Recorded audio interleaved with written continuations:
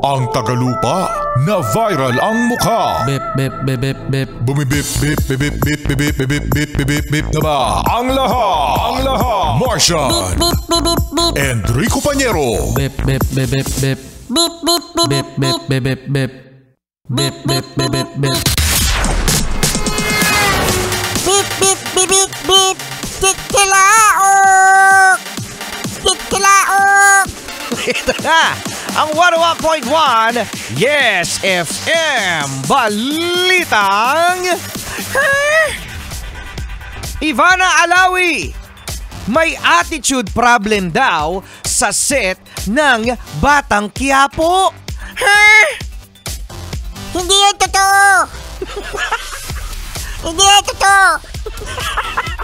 Yes, tama si Martian, hindi raw yan totoo. Sinabi yan ng manager ni Ivana Alawi na si Perry Lansigan matapos ang balitang aalis na si Ivana Alawi sa Batang Quiapo. Yan, no? Mailan daw kasi napapabalita sa social media na lagi na daw unavailable itong si Ivana Alawi sa tuwing merong taping. Yan ang aktres.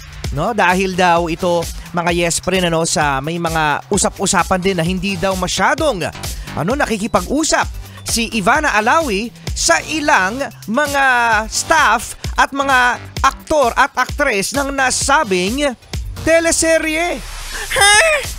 Kasi may nagkasabi naman na maaring introvert itong si Ivana Alawi at sa sobrang busy na kanyang mga ginagawang mga contents, di ba, mga vlogs, ganyan mga yes friend, ang mga celebrity ngayon na kung saan ay gumagawa na rin talaga sila ng mga vlogs. Actually, nakilala naman talaga si Ivana Alawi sa mga content.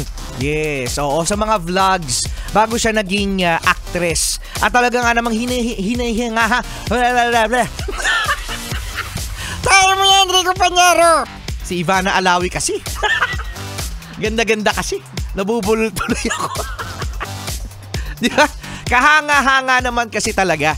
Oo.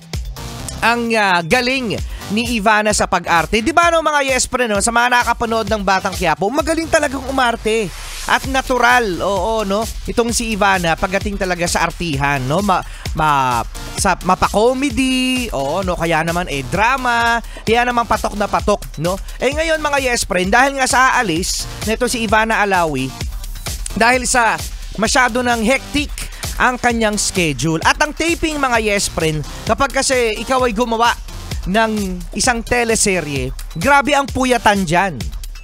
Tignan mo ako! Ang laki-laki ng eyebag ko! Bakit lagi ka bang nagtitaping, Martian? Oo, masyado akong busy. Tignan mo yung eyebag ko, ang laki Kaya yan ang isa sa mga rason kung bakit aalis na si Ivana Alawi sa Batang Quiapo. Kasama pa rin Rico Pañero at ang cuteness, Martian! Look into your eyes.